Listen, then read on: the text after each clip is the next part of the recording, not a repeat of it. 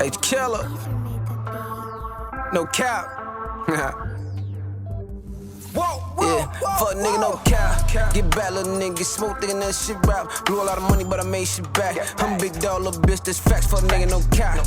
Get back. Man, welcome back, man. It's your boy Chicago King Dave, man. Y'all locked into No Cap, where capping is allowed, but it will be addressed. Everything will be addressed right here, man. I got Skrill Bush in the building, Chad, my boy Ball on the corner over there. Got my boy GLC. What's up, Ism? Love and respect. Man, love and respect, man. Oh, Pippin over here, man. Yeah. Got my boy Goalden Chyld. You doing so? Yes, sir. Blessings.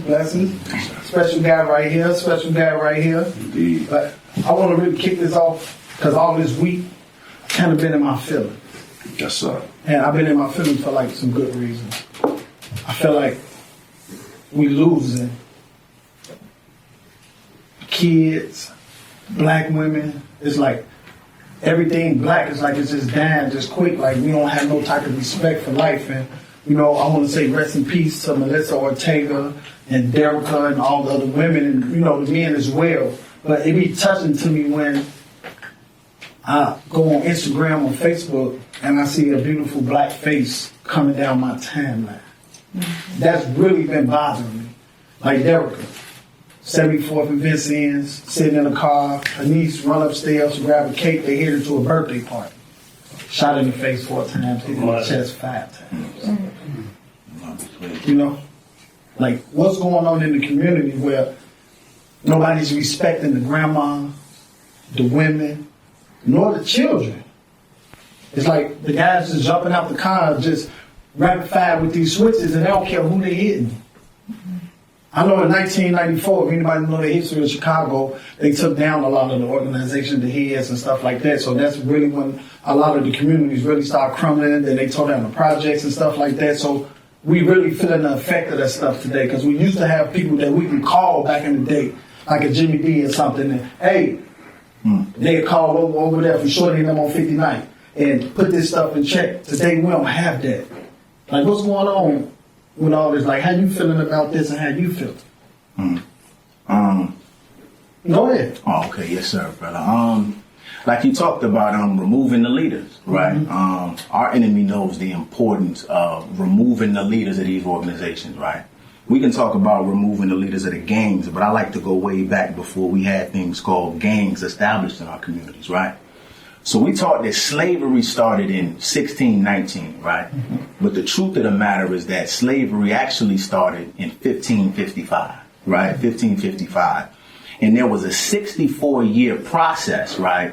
Where they killed off our grandmothers, they killed off our grandfathers, they castrated the men and broke down any symbol of strength, right? So you got the man, and our primary role in our community is to stand as the protector between our community and our precious values and any potential threat, right? So just imagine a baby, right? So you get rid of the wisdom from the elders, right? You get rid of the strength and the protection from the men of masculinity. You get rid of the mothers, the fathers, you know, that nurture the children to value certain things in the household, right? Now you got a baby, right, me or you, born into the hands of our open enemy, right? So whatever it is that the enemy wants to be put in the mind of that child is what's going to be put in that child's mind, right? And if they were slave masters, a slave master's primary goal is to make a perfect slave, right? So it's not going to teach him about his history. It's not going to teach him about where he come from. It's not going to tell him that his God looked like him. You understand what I'm saying? It's not going to tell him to when I whip your woman, you stand up and defend your woman. You understand what I'm saying? So over years and over time, you know, we like to say, man, you know, we lazy, we don't do nothing, we don't rise to the occasion as men. But that's false. Every time that any strong black man or any symbol of strength rose up to stand between the enemy and our community, they were very strategic and successful at destroying the black man, period, right? Whether it's, you know, from the Larry Hoovers, right, from the Jeff Fords, from the Fred Hampton, anybody who was able to galvanize the men, galvanize the community, stand on principle, stand on business, right, and get the community to a point where we say, God damn it, we're not doing that no more. They had to lock them up. They had to come up with petty charges. And if they couldn't lock them up, or destroy their image, damn it, we gonna kill you. You understand what I'm saying? So I believe we have to understand what happens is fear is put in us. You killed my leaders, right? You killed Malcolm. You killed King, right? You killed, you lock up our leaders, right? So now when I think about rising to the occasion, before I go and move out and stand on business, damn, I might get killed. You hear what I'm saying? Damn, I might lose my life, right? And not to mention the way we was trained to hate each other. I'm coming to defend you, but because we was taught to hate each other, you hate me. So why am I risking my life for a brother that's gonna hate on me anyway? You hear what I'm saying? When I think about the solution to the problem, I believe women consider that they the nurturers of the children most time, right? I believe it's something important that they should deposit in their children in these days, right? And it's something important as men that we should deposit in our children, right? You can kill one man, but you can't kill all black people. You hear what I'm saying? It's true. And when you put something in your children that puts it in their mind, whereas, son, you may lose your life. You hear me? One of us may die. You may get locked up.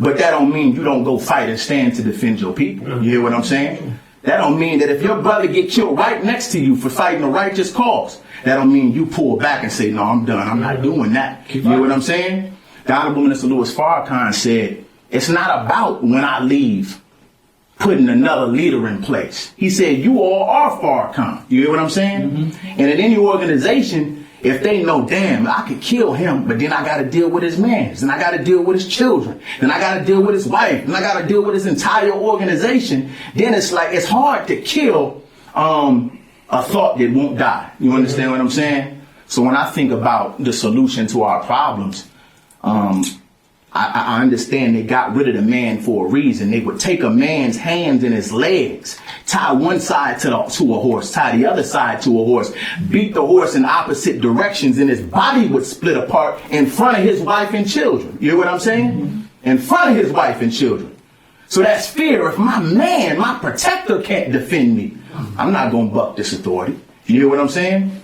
So when we start to understand how primary and pivotal our role is as men, we'll start to raise better men. You hear what I'm saying? And we'll be willing to fight and die to defend ours. It's one thing to talk about it. I can get on Instagram. We got to protect the black woman. Get off calling our women bitches and hoes. You hear what I'm saying? It's one thing to say, man, we got to stand up and fight. But after you put that phone down, you're not outside. You hear me? Right. You're not outside in real life. You hear what I'm saying? Right, exactly. So we really have to create a culture whereas we really standing on what it is that we're talking about. And knowing that I can die ain't going to stop me from doing what I got to do. That's my answer. That's to a that great question. Right there. Yes. I love that point right there. Man, so I love the fact that you went back as far as slavery. I want to go a little more recent. I want to talk about the Homestead Act. I want to talk about the Army, the GI, the VA loans, when the soldiers came home. 99% of them loans went to white soldiers. Only 1% went to black soldiers that went and fought the same wars. Then you think about 1971 when Nixon launched this thing called the war on drugs. The war on drugs was not really a war on a substance. It was a war on us. It was a war on our people. Yes, sir. You started the war on drugs in 71. 4 years later, you send all the industrial jobs to China and to Mexico. A lot of brothers and sisters that came up here from 1955 during the second Great Migration, they had a little literacy going on because they were sharecroppers. They had to drop out of school in like second and third grade to work on the farm with their family.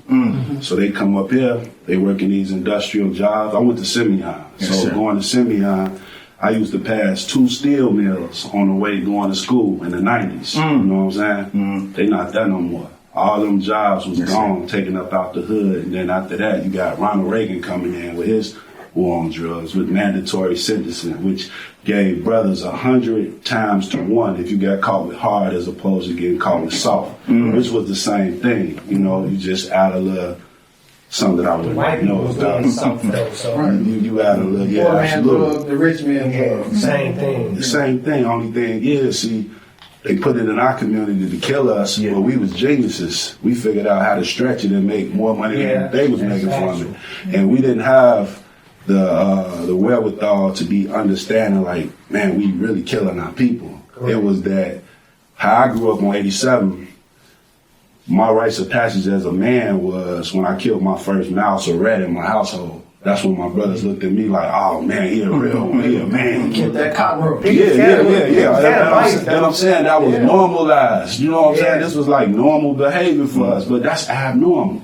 You know what I'm saying? By the time I was 18, we lost 16 other guys from my neighborhood. You know what I'm saying? But that was normal to us. It wasn't until I moved out of Chicago when I went down to Mississippi and people was talking about my city like it was crazy, but I'm thinking like, this is how it goes. You know what I'm saying? I didn't have that understanding at the time.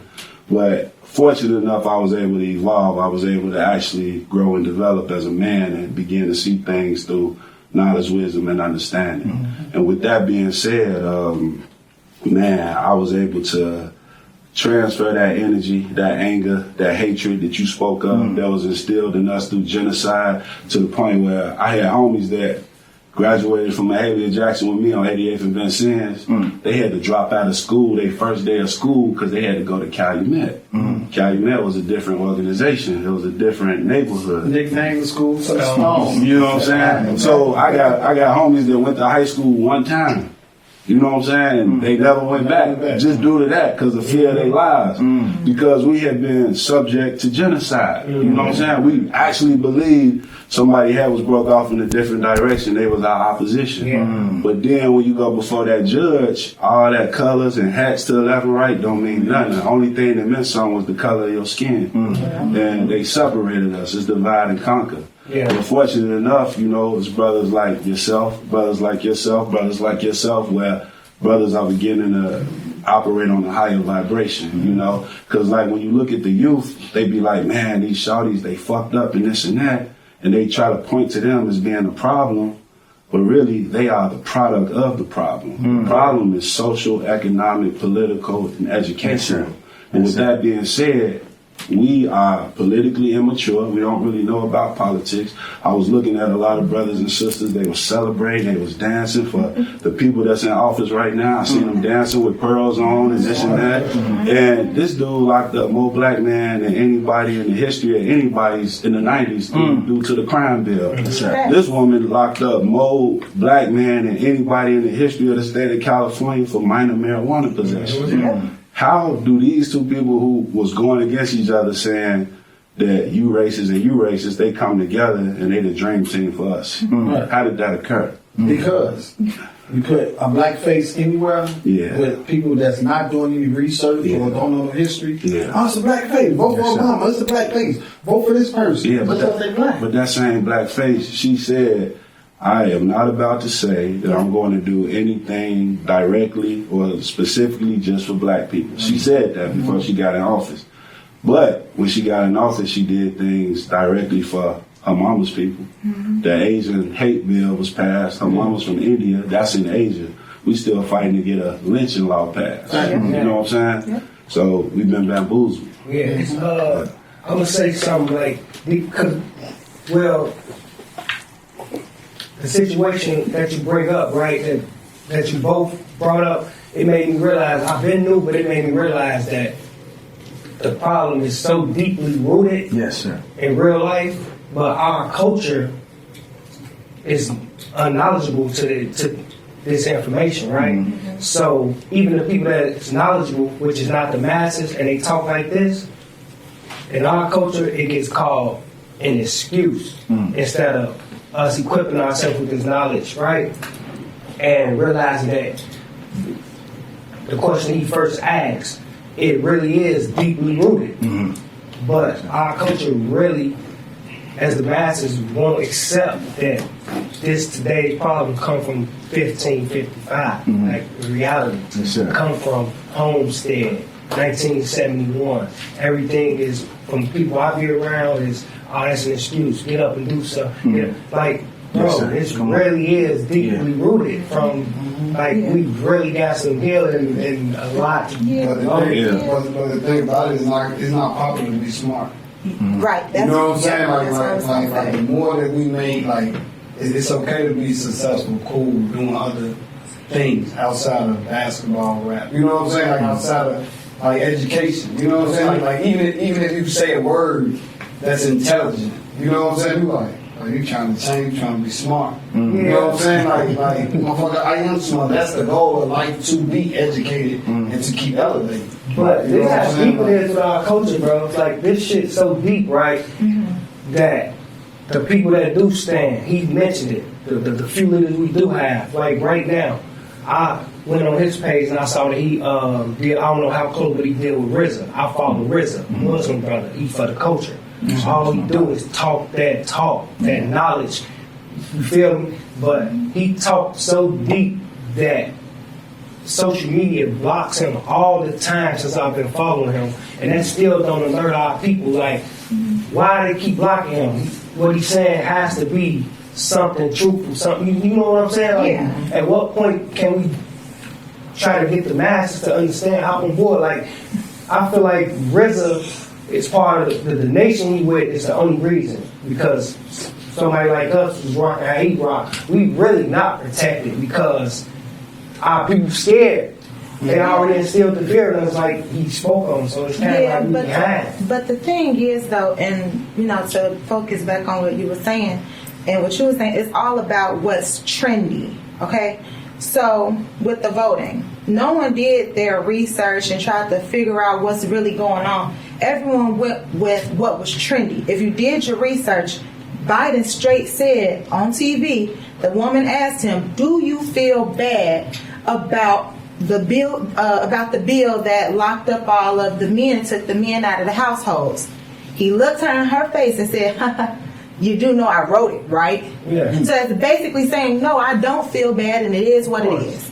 So no one did their research to really know what was going on. What they did was follow a trend. You have all of the celebrities that are posting, "Go Biden, vote for Biden." So guess what? That's what the black community did. So the thing about it is, if we had more people that would focus on that, like, okay, who's popular right now? Like Lil Durk, and I guess they like NBA YoungBoy, all of them people that's making the little money things. Yeah. They're putting the little dollar bills all on the ground, and people are following that, right? So if those people finally say, okay, I have that influence, so let me put some knowledge out here. Let me have these people, let me focus on these guys that's talking about this, so that the people that's following me can focus on it. But none of them want to do that because they're what? Scared. Why? What are they afraid of? It's okay, you have the basketball players, I forget which one it was, they spoke out about COVID. The minute they speak out about it, they got in trouble. You get whooped. Okay, I ain't gonna say, everybody like, oh, well, I ain't gonna speak on it because da-da-da-da. They get scared. Just like with Jay-Z and Beyonce, when they was doing the Star Spangled Banner or the Pledge of Allegiance, whatever it is that they did, you're supposed to, they want you to stand up. I don't stand up. They didn't stand up. So when they didn't stand up, it was a big thing. Everybody was talking about, like, oh, wow, okay, they didn't stand up, blah, blah, blah. But the minute they got in trouble about when people started saying, oh, you didn't stand up, now Jay-Z and Beyonce like, oh, we didn't know they were doing it.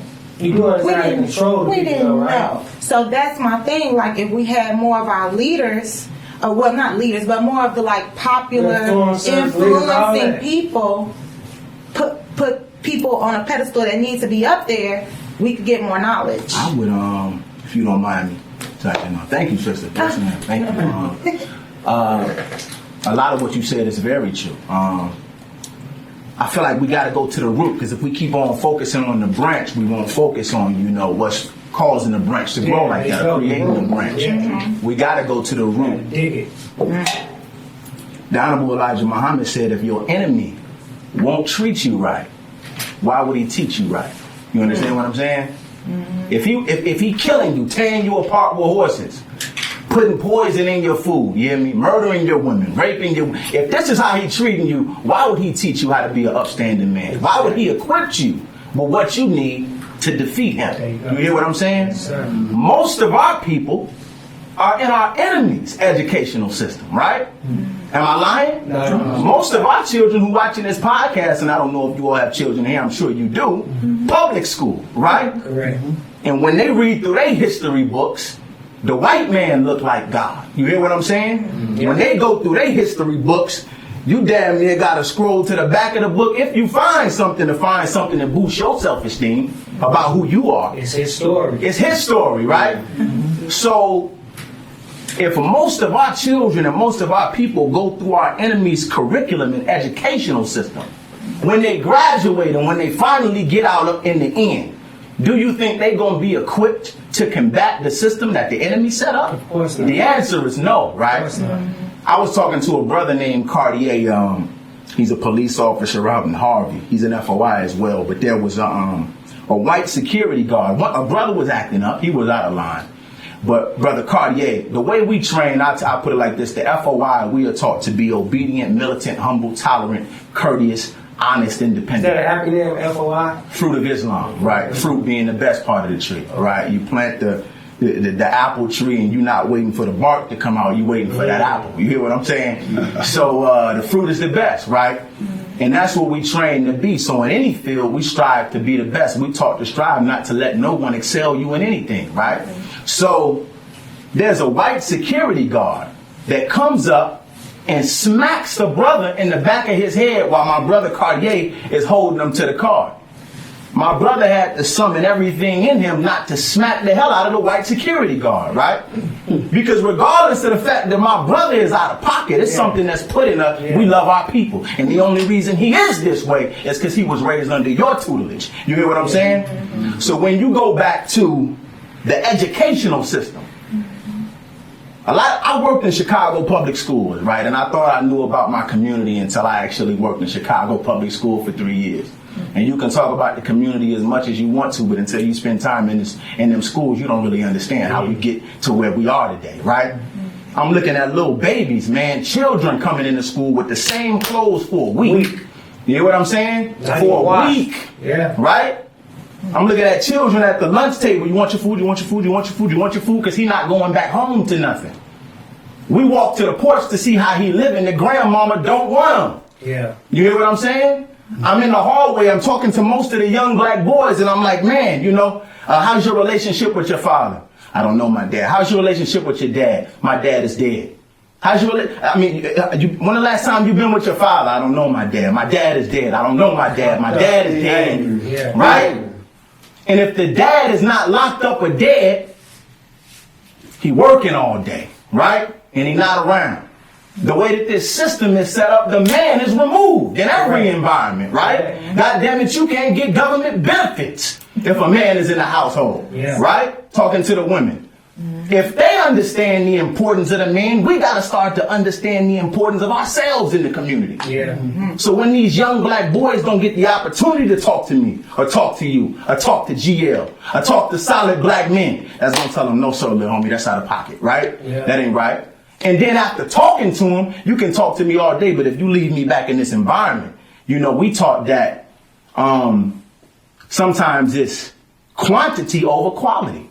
I can talk to you about something as real as I want to, right? For an hour. But if I leave you for 23 hours in the trenches with no guidance, 9 times out of 10, you're going to fall victim to what the trenches got to provide for you, right? And I can talk to you all day. But when do black men come together and say, you're a product of your environment, let me remove you from this, right? Let me show you something else. Let me put something in you, right? Let me instill some morals, some principles, some values in you, right? Our city looked the way it looked, and a lot of our cities look the way it looked, because the men have been removed and structure needs to be re-implemented, period, right? Re-implemented. And we also need to focus on establishing and building institutions. You can talk about as much as you want to what you need to do on this man's land. What we got to do. We need to make change. But if you don't own the land under your feet, you'll build it and they'll destroy it the second you're done building it. You hear what I'm saying? You'll build it and they'll destroy it. Hey man, we need to get some government grants. We need to, all of this, begging this system to give us what they don't want to give us. You hear what I'm saying? We need to adopt, in my opinion, a revolutionary mindset, right? And you're not really in control if you don't own. You hear what I'm saying? You don't own the land. You don't own the schools. You don't own the hospitals. The people in office are not your people, right? You got the money, but you spending it on garbage, right? It's money that runs politics, if we're going to be 100% honest, right? No question about it. So when I think about that, man, I get passionate because I'm looking at these babies, right? And I'm working in the school, man. And I'm knowing what I'm knowing. But I don't necessarily by myself have the power without unity to really change what I'm seeing every day. It's just a young brother, he frustrated, he having a bad day in class. They kick him out. Not go get your act together, they putting him on medicine. You hear what I'm saying? He come back to the classroom, he like a zombie. You hear what I'm saying? All he needed was to be snatched up and told to tighten up. And they would tell me to send him to the office. They would send him to me and I just talk to him, send him back to the class. Cause I'd be damned, right? If you out here putting our babies on Ritalin, I'm doing all that I can. But when I say adopt this revolutionary mindset, man, sometimes we get comfortable. We worry about being cool, man, and having money, man, and being next to dude, you feel me, who the enemy done gave a little crumbs to, right? Gave him a few money, yeah, I'm associated with so-and-so. And I wrote in one of my songs, because I'm listening to the music that the little children are listening to, and I ain't mad at them. We rhythmic people, right? Yeah. And a lot of time the artists talking about what they really going through. But damn, I'm a grown man. You a grown man. And it's grown men next to a lot of these artists, right? Grown men next to a lot of these artists. But before I say something to him, man, damn, he might drop me off his team. I might not be able to get a little bit of bread from him. He might not think I'm cool.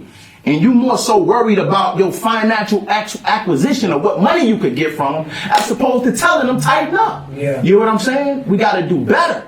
So a lot of our, in my mind, it's like, we gotta stop with the weak stuff as men, and I'm trying not to curse because I get passionate. Yeah. But we've been made weak, and we still being weak, but we got a responsibility, right? We're programmed, bro. But here's the problem with being programmed. A lot of our people, again, I speak on the masses because the masses is what move things. The masses, first and foremost, don't believe in programming. Number one, you feel me? Programming is so simple, and our people are so programmed. So how do we unprogram? Because here's the thing: we are programmed to beg the enemy to cook for us instead of us building our own restaurants. And I can go as far as back to what I remember with the Martin Luther Kings. He wasn't the Malcolm X. They begging the white man to accept them instead of starting their own. They're saying, "No, we want equality." So that has passed on still to now. We're still begging for acceptance, bro. We fighting amongst each other, running about voting for two 80-year-old white racist men. That you know they racist. They 80 years old. Come on, we know they racist. That's right. And we are literally programmed to fight amongst each other because they give us smoke and mirrors, vote. Nobody said and thought like, hold on, we have to go fucking vote for fairness.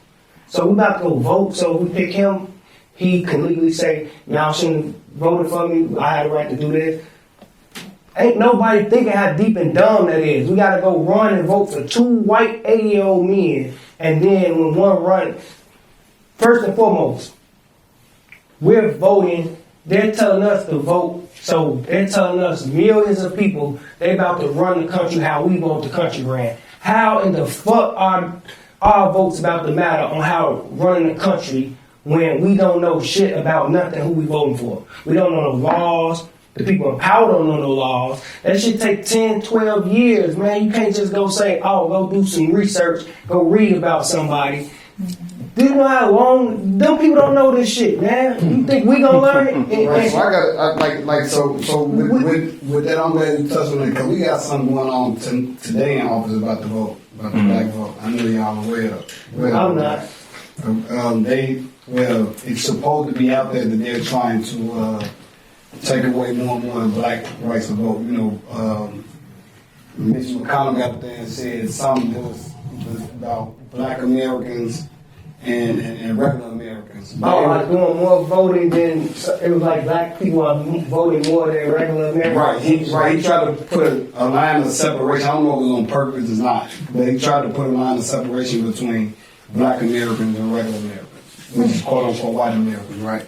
But what do y'all feel about, you know what I'm saying? Like, because, and I want y'all to answer that, but our right to vote is important because, now you look at the abortion, what they probably do in Texas now. They're systematically trying to take away the women's right to abortion. So even though, so if we totally remove ourselves from the system, you know what I'm saying, is it a consequence for that action? You know what I'm saying? Like I don't think the shit matters, bro, because how we voting for something that we literally don't know. Like, they give you the list, bro. You are voting for 1,000 people. 1,000 people, bro. Right, but 1,000. Right, but how do you research 1,000 people? Right, but here's the thing. So if black people remove ourselves from the voting system in total, right? So they just consistently run through wherever they want Supreme Court. They already do that. Listen, hold on, listen. Not totally though. Yes, they do, bro. Not totally though. Listen, like they've been trying to take the woman right for abortion a long time. Now that they finally got the swing, the balance of power to the right, you see what I'm saying? Now they're pushing through everything radical that they want. You see what I'm saying? So with black people, we step away from the right to vote. Now, boom, like it come abortion, it come all these other things that they want to pass throughout the years. Let me explain to you how voting goes in layman's terms. Simple. A lot of people understand. This is how simple voting is, bro. You run a block, right? Right. This your block. This their country. This your block, bro. Whether the gang, whatever. Literally, I don't give a fuck what's going on. I run my block how I want to run my block. So guess what happens? The people get fed up just a little bit, but they still scared, right? They making noise, right? Oh, we don't got no hot water, we don't got no cold water, we don't got no food.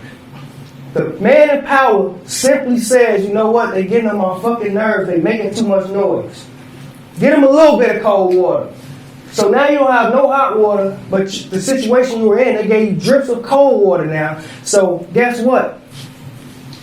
Because you was starting the game momentum on fighting back, right? When you start the game momentum and you about to fight back, they see that. And you know what they give you? They give you a crumb, make you back relax. Because guess what? We didn't have no water. So they gave us a little bit of cold water. Fuck the hot water. We didn't have no water. Guess what? All the people that was so fed up, because any human, when you get to a certain point, you go back against the wall, you got to push back, right? So every time corporate America get us melanated people backs to the wall, to where we finally about to come together, every time, you know what they do? They give us something. They give us something that don't mean shit in reality, but it means something, right? And you know what we do? We sit down. That's what they did with Obama. We was getting strong. They said, hold on. 10-4, send Obama in, right? Send Obama in. All you doing in power is controlling chaos, bro. It's people in other countries overthrowing the fucking government. You know why? Because the government can't really control 40 million people, let alone 100 million people. You feel me? They make us control ourselves. So you know what they throw us? They throw us voting, bro. Voting is smoking fucking mirrors. They give you a list of 1,000 people, and then they put whoever they want to put in, but guess who they blame it on? We blame it on each other because they say, oh, you put this judge in, and he gave all the black people jail time. Bro, it's been 100 judges giving all the black people jail time. So why the fuck do we gotta vote for a judge to not give people jail time if it's not fucking legal? It don't make any sense, bro. So at the end of the day, voting is smoking mirrors, and it's to control chaos, bro, because people fight back. When we fight back, they cook us, bro, every time. Because you know what they do? They tie your ass to that horse. To her point, when somebody finally get on that pedestal, they already signed the contract, bro. So guess what? You think you about to talk about some shit you ain't supposed to be talking about. You signed that contract. We can't be mad at them. They signed that contract, bro. So guess what? You about to talk. Guess what? You about to get put on that horse. Both ends of your body in front of all your fucking people that's watching, and we about to rip you apart. They just doing it in a different way, bro. They still cooking us. They still cooking our leaders. They still cooking shit when you stand up. Only way is if the people when one get pulled apart, as he said, 3 more say, shit, pull us apart. Then 100 more say, pull us apart. The reality, in my eyes, it's not going to happen, but I also feel like it can happen, and it's the only hope on getting to that fucking deeply rooted problem that they first mentioned from 1555 to 1971. All that shit is here. And they give us a bone and we be good with it, bro. Every time, bro. I feel like there's a way for us to, because I feel like if we continue to talk about, which is important for us to talk about, because we got to get the history on what the hell happened to us, right? Yeah. But the more I feel like if we continue to only talk about what happened to us and how they continue to destroy us, this can become a gloomy conversation, can't it? Right? Mm-hmm. Like, goddamn, what are we supposed to do, right? Mm-hmm. We got good times though. People ain't talking about Black Wall Street was Black Wall Street. I'm going there. Let's do it. First black belt. You see what I'm saying? The black belt. We ain't even got to go to Tulsa, Oklahoma. We get on the low end. Mm-hmm. This is the black belt. Mm-hmm. This was one of the most lucrative eras in the whole United States. I never even right here on the low end. People don't even know about Oklahoma. Yeah. I never even knew that. Tulsa was a beautiful thing. That's not in the book. Tulsa was a beautiful thing, Black Wall Street, but we had it right here in Chicago. I never ever knew that in my time. You in the land of the black belt right now. That's crazy. Did you know that 63rd and Halsted was the second most lucrative shopping district in the whole Illinois? Outside of the Gold Coast, they tore it down. There was a lot of black businesses up right there on 63rd and Halsted. They tore it down and they put you a school right there. They keep going. A school was already on Wentworth though. We ain't need that. You know what I'm saying? They gonna teach us that. They gonna let us watch slave movies. Yeah, and then another thing, like what you said with Dr. King was early on, he was misguided. He was misled. What got him killed is he woke up. That's what that man said, we going to D.C. to get our check. Yeah. Because he knew, he said the black man is in exile in his own land. This was our land. He knew what was going on. Mm-hmm. Malcolm said we ain't land on Plymouth Rock, it landed on us. The largest base for any pyramid in the whole entire world is not in Africa. It's in Illinois. It's right outside of East St. Louis. It's called the Cahokia Mounds. Your ancestors built it. This is our land. We got sent off. You know what I'm saying? Dr. King, early on, he was just trying to figure it out. And like civil rights for black people, we looked at it as a victory, but what it did was, prior to civil rights, it took a year for $1 to leave the black community. That money just stayed in rotation because we had no choice but to shop with black people. After civil rights, due to the fact that we were told that we was less of a man and this and that, we ran to give our oppressor our money. And we began to help dilapidate our community. Then they came with redlining. Chicago so bogus because with redlining, that is when the FHA and the banking system wouldn't allow for black people to get loans to buy houses. Mm-hmm. A lot of people was coming from the South thinking they was owning houses, but really they were signing leasing contracts. This in the 60s, right? This was in the 50s, in the 60s. You know what I'm saying? Yeah. We got misled. And redlining was just to keep communities dilapidated so that the property value wouldn't go up. Now, housing taxes is what funds schools. If you can keep the properties dilapidated and impoverished, the schools ain't gonna be shit. Exactly. Because ain't no tax money coming through that. You know what I'm saying? Mm-hmm. And redlining is something that swept the whole nation, but they had designated areas within these cities that the property value wasn't never gonna go up. They was gonna flood it with drugs and chaos. And Chicago super bogus because when you ride the L from downtown to 95th, what's the name of that train you riding on? Red line. Yeah. Mm-hmm. We got sent off. Right in our face but I love what you were saying too about unity. See, what I really respect about what you was doing, and this is something that we have to learn to grasp as a people. We got to learn how to be in the system and not of the system. Right. You was in the system because the kids needed you in that system, but you wasn't of the system. And that's what we did at Chicago State with my brother. You knew my brother. Yes, sir. Bob Quasi. Yes, sir. So at Chicago State, we made history because I know that we was talking about how gloomy this conversation has been, and we need to, brighten it up a bit. Sir. So what we did was at Chicago State in 6 years, we took the black male graduation percentage from 7% to 25% and had the highest black male student retention rate in the history of the state of Illinois. We did that right on 95th and King Drive. Right there. So, So it was 7 out of 100 was a black man at graduation to 1 out of every 4. You know what I'm saying? Not only did we do that with our brother David at the A. Philip Randolph Pullman Porter's Museum on 104th in Maryland, and Pullman, This was an institution that was founded by a black woman. His mother, Dr. Lynn Hughes, in '95, she went on a tour through Pullman. So it was this dude named George Pullman who was the head of like the porters, like the sleeping car porters. They had like a black man who rode on the railways and they served people. They made money from doing that. Most of them lived down here on the low end. This was like the black belt. So with that being said, she went on this tour and they didn't mention nothing about black people in this neighborhood. And she was like, wait a minute. She did her research. She found out about Asa Philip Randolph, who organized the first March on Washington in 1941. This before King did it in 1963. And when he did it in 1963, he was invited as the guest speaker by Asa Philip Randolph. This was the black man that started the first labor union for black people. It was the Brotherhood of Sleeping Car Porters, established in 1941 by a brother. And most of the brothers that were porters, as I said, they lived right here. You know, the lottery was started in this neighborhood too. Yeah. You know what I'm saying? This was the black belt. This is where all the money came from.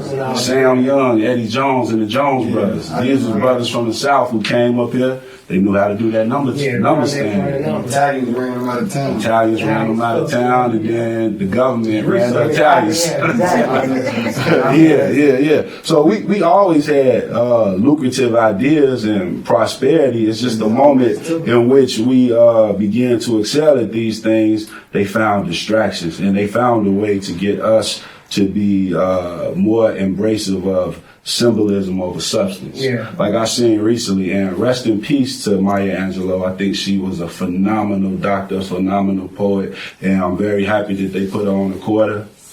But where the fuck is our reparations? Yeah. Mm-hmm. You know what I'm saying? That's the gift. How does that? They gave it to us the last couple of years. What they give us? PPP. The reparations. And all we did is like, ran through the 20K, the 40K, the unemployment. We just ran through it. And that was our reparations on the low. We got multi-trillion Because the people that are high up, they got more than us. They got more now.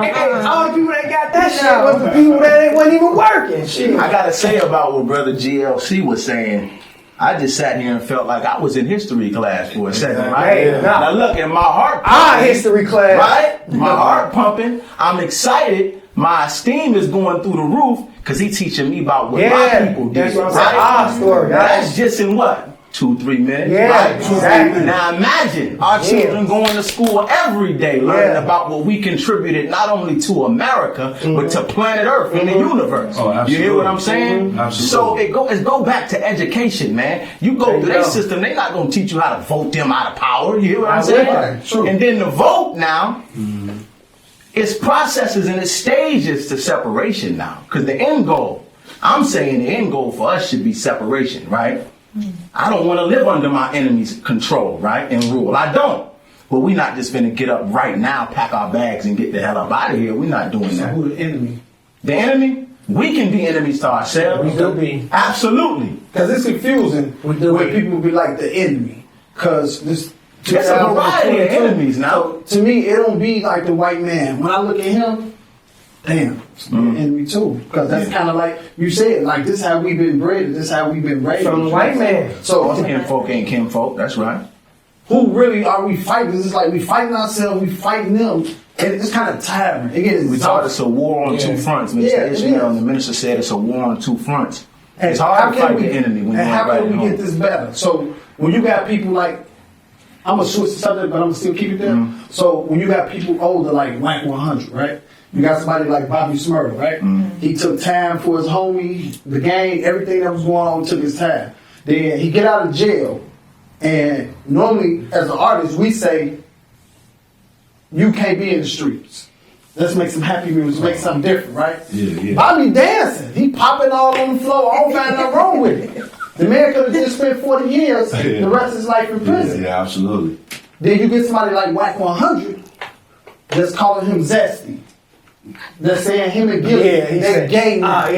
You know what I'm saying? So, no, he said it don't look good for the like streets. Black people, we just tear each other down. So what, Bobby supposed to get out, commit murder again, then everybody say he the dumbest black man ever. If he get out being super tough. Now he get out, he say, you know what? I'm finna cross over like a pit bull now. I'm gonna make dancing songs popping. To me, I thought it was cool. I'm like, he not like black, he not African American. He like what? Haitian or something. Haitian or something. So that's part of the culture. That's how he came into the game. Right. It's like, do brothers and sisters got amnesia? Because he was standing on the table dancing. He had shorts on. I think that's what's different. He had shorts. I ain't saying shorts. He had a hat, but he been dancing. He made hot nigga. That was a dance that came with it. You know what I'm saying? Like that's how he came into the game. If you know, if people know anything about black people, we've been dancing since. Rhythm, definitely. Absolutely. We are rhythm. You can't even say the word R. That's like you couldn't say R&B without saying R. Kelly. You know what I'm saying? But black people, we are rhythm. That's what we do. The most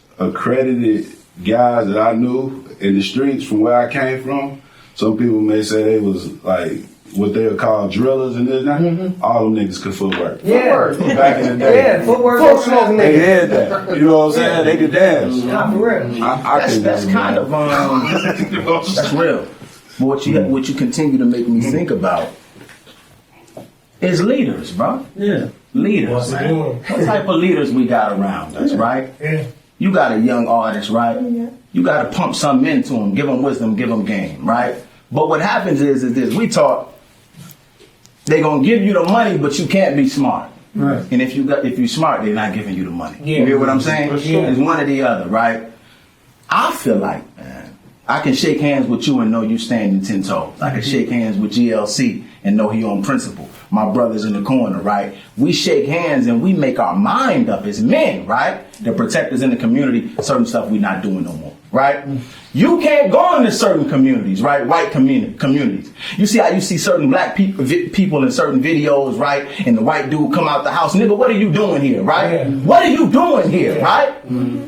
Now we may say that's racist, that's wrong, right? But in a sense, we got to be the same way about our communities, right? What is this coming in and out of my community?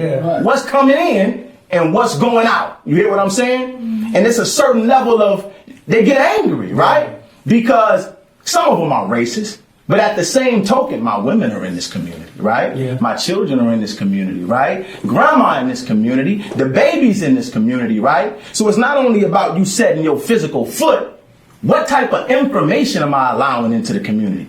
What type of music am I allowing to be created in this community? What type of institutions am I creating in this community? And if it goes against the future I want for my community, it gotta go. You hear what I'm saying? It has to go. But the Honorable Minister Louis Farrakhan said, fear restricts movement, right? So much fear in your heart stop you from saying, no, sir. Damn, they might kill me. They might call me a square. I don't give a damn what you think. I don't want it here. It gotta go. You hear what I'm saying?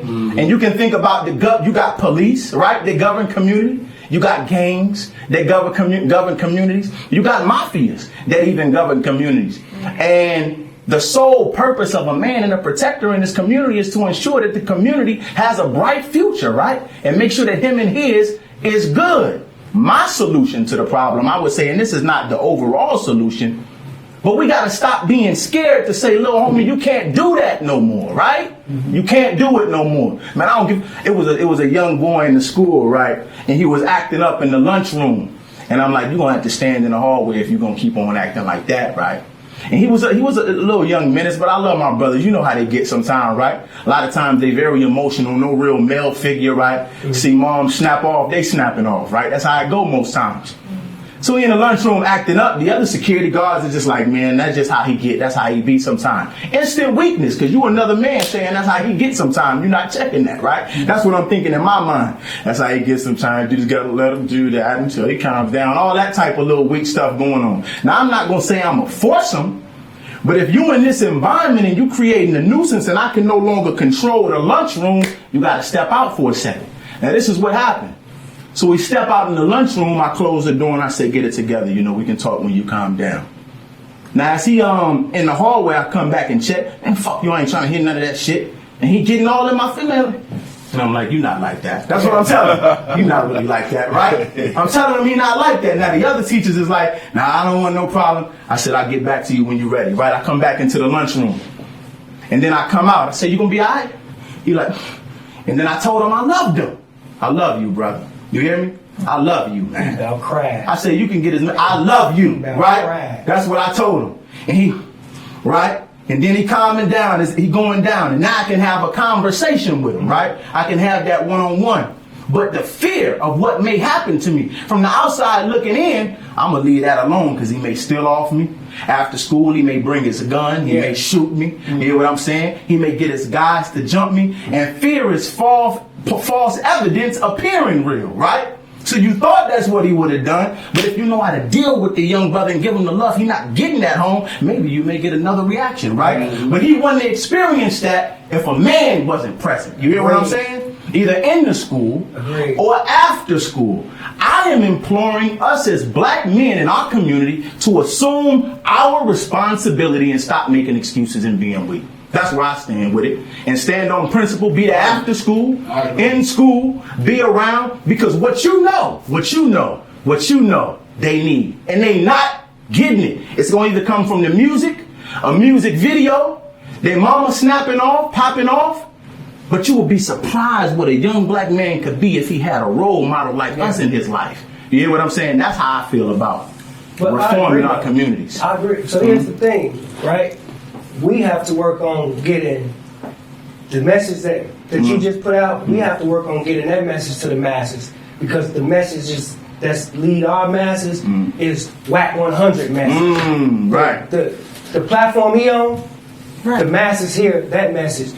The masses not hearing him. The platform he on, the masses is hearing, Bobby Shmurda, why you having fun dancing, being positive? That ain't gangster. You losing street credibility.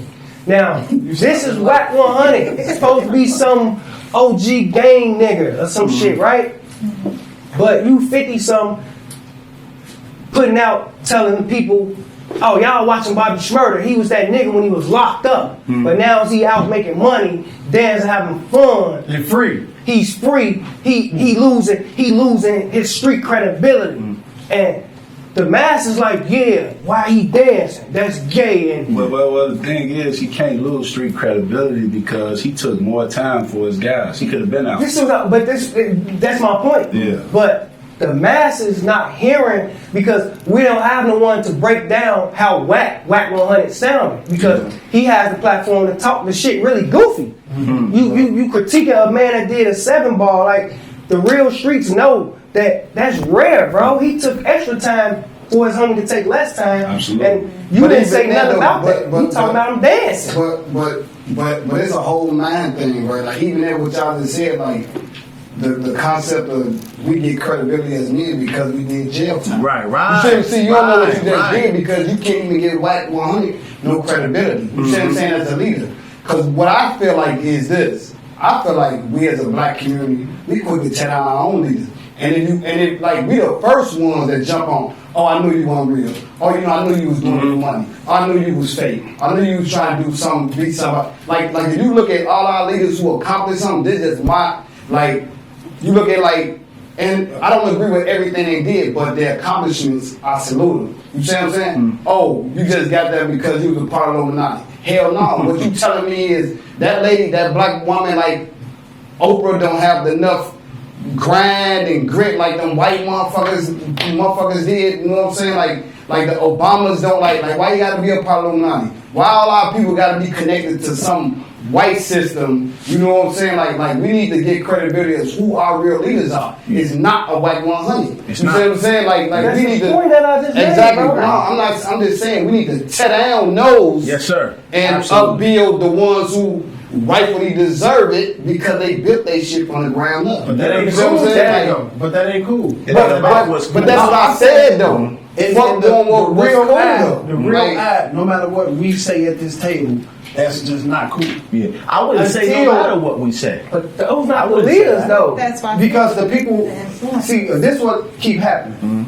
2012, they came, they didn't give Lupe Fiasco 3-4 4, 5, 6 million. They came, they loaded Chief Keef up. Why? Why would you load him up? Right? Yeah. He ain't got nobody behind him really to talk. What they do, drill music. Even if you pay attention to right now the history of drill music, and people always say, don't blame rap for stuff. I blame rap for a lot of stuff. You know what I'm saying? Drill music right now to this day. If you look at New York City, they crime with gun violence was down. It went up. The moment they start promoting drill music, go look at the statistics. For shootings, people shot, and people caught with pipes on them. Absolutely. You know what I'm saying? Absolutely. And music plays a big part in this, but they gonna continue, like you say. The dude in power, he gonna come. He gonna take this poor child that he don't have nobody around him that's taught him anything good. If anybody know anything about money, a lot of times it be the devil work. The devil will give you things that just look golden and shining. So they'll come and they'll load you up with $1 million. These kids is coming back to the communities, putting money on people's head, loading neighborhoods up with guns and switches, bringing all the pills and everybody on Percocets and stuff like that. You know what I'm saying? This is just something that I just really feel like never gonna stop. Like, let me ask you this: so what we can happens have a lot of people, like even right now. Yeah. They saying free Larry Hoover. Yeah. That's a good thing for just Larry Hoover and his family. But for the streets, I don't feel like it'll help anything. I don't care if they free 90 of the jail members. They can free Jeff Fort too. So what? It ain't gonna change until the day black men start living in their houses and start raising their children. Yes, sir. Because everything goes back. The black men, we're not raising our kids. There's many people right now. They 35 years old, their kids 16, they hanging in the streets. Like, I go back to when you were speaking about the schools, right? Yeah. I got a friend of mine. So, right now they've been going to kids' house and stuff like that. They say they walk them in the house at 8 o'clock in the morning. Mama rolling up backwoods, daddy drinking Remy. Like, this shit started in the household. Right. Social learning theory. That's the first way that any kid learns. More so than school, more so than YouTube, more so than all that. You learn from your social environment. True. And that's why I like what he was saying as far as meeting these young men where they at. Because when I see these kids and they may seem a little bothered, a little disturbed, or a little deranged, when I see them, I like how you greeted them with love. Because at one point, I was that kid that needed that. My father died when I was 8 months. So when you kept saying the father did, the father did, the father, that's true. It be like that. So with that being said, you meet them where they at, and you aim to raise them up. And as you were saying, as far as Mr. Hoover goes, Mr. Hoover wants to come home. He's a 70-year-old man. He's not trying to come home and be a gang leader. Right. That's what the streets thinking. He not can come at home all. and change the story. Like, he need to come That's home. not even his intent. That's what the government wants. They need to free him because he don't even deserve that time. Let him come home. And I like to say this as well. When we presented the whole notion of freeing Mr. Hoover, we also presented the notion of freeing Mr. Ford as well. Right. And the reasoning behind, and you and I, we had a conversation about this some years ago. I had one against Kanye. Yeah. But see, the thing is, with Mr. Ford, we wanted to get him free as well. But the thing that jammed him up a bit, the only reason why Mr. Hoover was eligible to be free was because of the First Step Act. The First Step Act is for non-violent drug conspiracy offenders. Mr. Hoover's federal case has 0 murders on it. The only murder Mr. Hoover has ever been convicted of was a second-degree murder, which they said he gave an order for someone to be murdered back in 1973. But the dude that actually did the murder got out in 93. Right. Larry ain't never killed nobody. So the person that gave the order, they saying actual killer. Allegedly. Them in life in prison. Allegedly. And the person that put the trigger home. So the thing is, the thing with Mr. Fort was they tried to charge him with terrorism, and they said that he was going to receive like $2 million from Gaddafi to commit a terrorist act on U.S. soil. So with that being said, he wasn't eligible for the First Step Act. Because my whole thing was free him off. Free him off. You know what I'm saying? That was my whole thing. But just due to the fact of what they charged him with, even though I don't believe Mr. Ford would have did nothing like that, because this man was extremely wise. He said, no one group could speak for all black people, but however, all these groups must come together so that we can speak from a black perspective. That's that 2 L's, and with that being said, the dude, David Barksdale, he looked up to like Bobby Gore, Benny Lee, and the Vice Lords out west because they were able to turn CBL into a corporation. And then the Blackstones did it. They were on the Ed Sullivan Show performing. They was getting grants from the government. Mr. Fort was invited to the White House for Nixon's inauguration. A lot of people don't know these things. So Larry looked up to these guys. He had, in 1968 on 68th and Halsted, he had a community center where he was feeding families, where he was doing after-school programs, but nobody talks about these things. Hoover did that. But he got it from watching what Mr. Fort was doing, what Mr. Barksdale was doing, and what the Lords was doing out west. The Panthers as well. They had a center where they Panthers as well. feed the kids and everybody. Well, there wouldn't be no free lunch or free breakfast programs had it not been for Fred Hampton. Right. You know, and the thing is, a lot of people don't know this. Right down the street, on the other side of the Dan Ryan, it was this dude named Hanrahan. Hanrahan was Ed Hanrahan. He was the lawyer that was involved in Mr. Hoover's case. And he was also friends with J. Edgar Hoover. J. Edgar Hoover was the man that said we must do anything we can to prevent the rise of a black messiah. And anybody who has the same power to make somebody do wrong, they may have that same power to make them do right. And all these organizations, they came together, they formed LSD, Lord Stones and Disciples, and they began to protest downtown over contracts, bids to build things in the city because the black contractors weren't getting no work. When they saw this unity and they saw Mr. Hoover organizing 21st Century Vote and making young brothers that was a part of his organization begin to be politically minded and cross over to, if you was 18 and you was in the organization, you had to be registered to vote. You ain't had no choice. And they was like, who this nigga think he is? Well, who he thought he was, he thought he was going to do what Daley's father did, Richard J. Daley. Richard J. Daley was a street nigga. He was a white dude who lived in Bridgeport. He was a leader of a gang called the Hamburgs. They was ruthless than a motherfucker. They used to extort businesses. They used to, if you was black, you came on that say other his side. name again. Y'all hear this? Who? You said Richard J. Daley, the father of Richard M. Daley.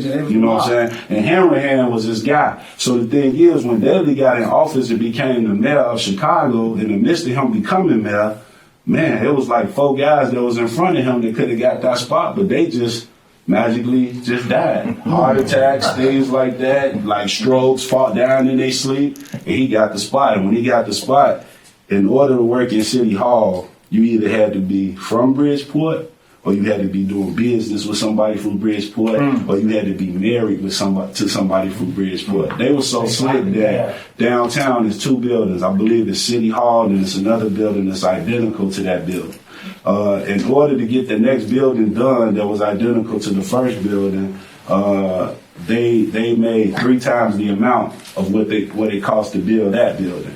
And the contracts that went to build the Robert Taylor homes, they all went to Daley's homeboys. And the thing is, Walsh and stuff like that. So Mr. Hoover, he read Daley's book called Boss, and he seen how Daley began to understand, damn, warring in the streets and extorting businesses and being on this street shit is not the way.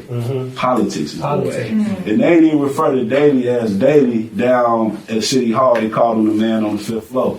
Like, man, you coming to see the man on the 5th floor? He ran it. He brought in all his family members, all his homeboys and this and that. Larry had the same objective, but they was like, nigga, who do you think you is? It's the same thing with Kennedy. His old man was a bootlegger. He sold illegal liquor. That'd be the same thing of a nigga slinging coke or crack or whatever today. And his son became the president of the United States. But when you melanated, it just wasn't gonna happen. And Larry ain't never killed nobody, but he underground in Colorado since 1996. You know Google got you affiliated as a Gangster Disciple? I didn't know that. Yeah, they do. I was thinking you did. You know you can get that taken off. Gangster Disciple was something that began to, under the instructions of Mr. Hoover, we began to, I won't say we, but the organization began to fade that out back in 1989. We were presented with this thing called, 87. We were presented with this thing called a new concept. And with the new concept, Mr. Hoover was like, he was in prison and he began to see his sons of his homeboys coming to the same jail that he was in. And he was like, damn. Well, like he had an epiphany. He was like, shit, I need to make a change. So he began to say, man, we got enough guys in the streets, enough of this, and that. We need lawyers. We need politicians. We need doctors. We need businessmen. We need teachers, just as you said. We need guys that come from the streets. That's why I believe Brother Malcolm was so dope. Malcolm X was a street nigga at one point when he was Malcolm Little. Red, what's his name? Red. Detroit Red. Yes, he was locked up for selling narcotics. He was locked up for robbery, home invasion. He was pimping. He was doing everything what guys in the streets do. But in prison, he had an epiphany. He began to evolve. And in his evolution, the reason why I believe he was so alluring to help make a lot of brothers make the transition from the streets was he came from it. He understood. He spoke their language. He was able to meet them where they was at. Same thing as Mr. Hoover, Mr. Ford, Mr. Lloyd, like all these old school street organization founders and guys that ran those things. They had an epiphany. And one question that Mr. Hoover always asked, he said, if every other ethnic group can change, then why can't we change? A lot of people don't know that Daily, his gang, the Hamburgs, they killed a black boy for swimming across an imaginary line in Lake Michigan. That's what started the race riot in 1919 in Chicago. It was them. They did that. And this dude became the mayor of the city. So they talk about death and carnage and destruction. Like I was just watching some on Netflix the other day. I don't even remember the name of the show, but it's about this indie NASCAR racer who was finna bring in 160 tons of weed to San Francisco. But they caught the barge that came in because originally it was coming in through the Gulf of Mexico, but the feds was on him. So he kept on going. Dude did 27 years, but they let him out with a presidential pardon, and he wasn't doing nothing but selling a plant, drugs. Mr. Hoover, they say he sold drugs, but guess what? The song that said, cook, whip, and work, and this and that, Larry never whipped work. Work ain't started getting whipped till 1982. Crack came out in 82. Larry been locked up since 73. Okay, so let me play devil's advocate real quick, right? Because I'm part of the Gangster Disciple as well, right? I'm part of growth and development. Okay, that's cool. Yeah. Like I was just back then. You know what I'm saying?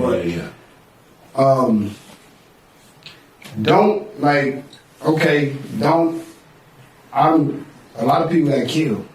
Absolutely. You know what I'm saying? Like, so don't that taint, like you can, like we can talk about all the positive and what was meant and all that, right? Absolutely.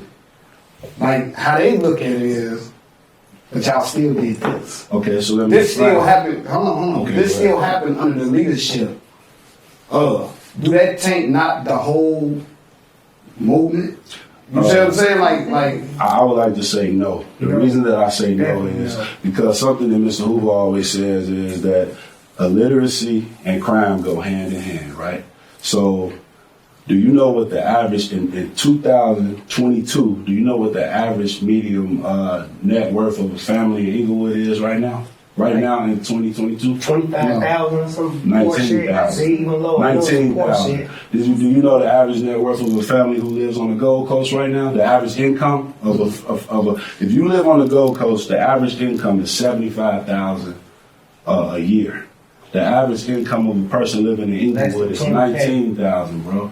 That's a crime. Now the thing is, that's a bigger crime than anything else because the thing is, if the average wealth gap in America right now between the net worth of families, the average black family is worth $17,000 with all your assets and your debt. $17,000. The average white family is worth $170,000. There's a 10-time wealth gap in America right now. Now I was in the streets. The only reason I was in the streets is because my family needed help. We was going to the laundromat. We had roaches. We had mice. Shit, I wanted to get a washer and dryer. I wanted some Jordans. I didn't want rats and roaches in my house no more. So I found an easier way because I seen my mama working 3 jobs and we was still poor. And I seen my reason riding slick in a motherfucker and it seemed like he was doing less work. Exactly. And it's called social learning theory. So we learned from our social environment. And Larry Hoover had came up here when he was 9 years old from Jackson, Mississippi and been dirt poor living over there on 68th and Green. his outcome probably would have been totally different. And I believe it definitely would have been totally different because look what happened to the white guys, the Irish that was poor living in Bridgeport. They went on to become mayor and president of the United States and shit. Larry just had a very fucked up environment that he was in, and he became a product of that environment. He looked up to the pimps and the hustlers. Why you gonna look up to your mama and father? They working 2 jobs and y'all still poor. And the pimps and the hustlers and the niggas in the streets is eating. You gonna replicate those things. I mean, that was my reason. So right, and I understand it. So your actions, are you accountable? Are you being held accountable for your actions? You are accountable for your actions, but the thing is, as he said early on when he was talking about the fruit on the tree, every tree has roots, correct? Correct. Any any tree that is malnourished does not have the ability to flourish. So if the roots of this tree is malnourished, not getting the proper nutrients that it need, or the proper education, or the proper financial help and things of those nature, as he said, they had to take the father out the house in order for us to get aid and assistance in our households. Man, that tree, the fruit from that tree, man, that shit gonna be like damn near poison. Right. We got set up, bro. If you was Larry Hoover and I was a white judge and you was on trial, the white judge, I would want the white judge to get up out of his seat, sit in your chair, and you judge him. Because who the hell are these people to judge us for the actions that we've done under their tutelage, goddammit? You hear what I'm saying? And we asking these same people to treat us right. The only reason I did kill, I did murder, I did sell drugs is because I was trying to survive in a jungle that you created and made it damn near impossible. You hear what I'm saying? So no, you sit on trial, goddammit, and we judge you. You hear what I'm saying? They're not qualified. Hey, and what Dave said, Dave, you gave a very good example when you said, look at what they did with Mr. Kozai. Yeah. They took a kid that was in poverty, sleeping on his grandma's couch, had a band on his leg, and they cleaned him up, made him look real nice, and put him out in the forefront. Gave him $6 million at 16. So that's a proof of concept. When you see that and you be like, damn, how did he do it? You look at the videos and you see what he's doing. That's how he did. You imitate it. Exactly. You know what I'm saying? And the thing is, COINTELPRO did that a long time ago when heroin hit in the late 60s. So Benny Lee, one of the founders of the CVL movement, who is now a college professor right down the street on 39th at Eastern Illinois, this dude told me when he got locked up in 68, brothers was on that black power kick. They had afro. They was like power to the people. He said when he got out in 1971, them black exploitation films came out. Niggas had perms. Everybody was doing heroin. You know what I'm saying? And COINTELPRO, they deliberately took niggas off the streets, gave them Cadillacs, hit them with money, hit them with the work, made them look super pretty to everybody in the hood. Motherfuckers wanted to emulate these guys, and that's what we became. Because all we was looking for was a way out.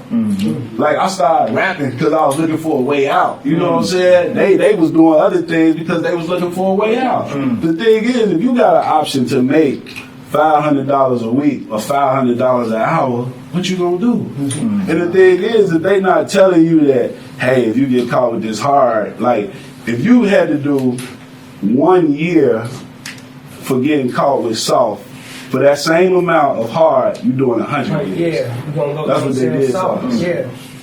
Yeah, we got misled, man. But poverty is where it all began. This is where this mentality came from. Nobody that was aiding, assisting in death and destruction through selling narcotics in our community. I don't think that niggas woke up like, I want to kill some niggas today. Let me go sell this crack. I'm gonna tell y'all, when I was 14, I was, I had Jordan and shit. I was getting me a little money. And what made me leave the white shit alone was, it was this customer who, she came to see me and she was pushing a stroller with a baby in it. And the little baby looking up at me like laughing, smiling. I want to pick the little baby up. But here I am serving her mama. I left that shit alone because it was eating my soul. I had a brother who was very righteous and he would be speaking this black power, militant shit at me all the time. I couldn't even look my family in the eyes doing that shit. And then my man mama came to my crib with a trench coat on and some boxer shorts and shit, trying to suck me off for some work and shit. And y'all know that a lot of niggas' first time having sex was with a smoker. $10. It was. You know what I'm saying? That's how them days, all the guys was in the game where he niggas was doing that. So and you wanted to be cool. You wanted to be in because having sex as a teenager or in grammar school, you was the man. What you saying? You did it? No, I ain't never. No. My first time was somebody of my age that wasn't I clubbing. thought that Trish told me did. No, I didn't do it. That was my gal mama, man. But you know, just looking that little baby in the eyes, man, it was like this ain't for me. So I switched it up to other things because the other things was something that I consumed, and I was on the honor roll every year. I was very intelligent in school. The shit was very easy to me, but. At the same time, you know, you losing your guys and shit, then you gotta go sit in that classroom the next day and act like nothing happened. Yeah. You gotta be like still on your shit like nothing happened. It made us desensitized to it. Yeah. Like when I be moving around and I talk to people about what's going on in Chicago, we could be talking about a murder. We could talk about things that really like high violence. And we'd be laughing about the shit. Yeah. Not intentionally, not trying to be disrespectful, but this is what Chicago did to us. This is what growing up in these environments did to us. We live in the most, per capita, this is the most segregated city in the country. I'm laughing because I just watched the video, right? Yeah. And you write about this, and it's sad that we like this now. We are. I saw a video, dude got shot in the head. Yeah. The way he fell, I was laughing. And like what you saying, I felt a little bad afterwards, but I was like, why you fall like that? That's how you got shot in the head, but it's like, time.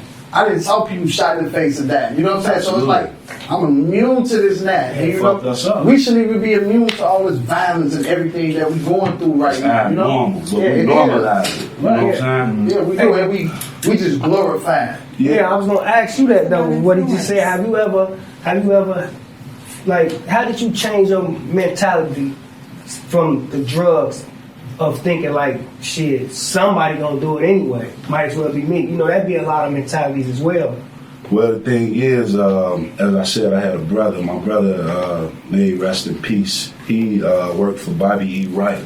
Bobby E. Wright was the first black man to ever receive a master's degree in psychology at the University of Chicago. And he had a center on 9 South Kedzie. It was a mental health center out west.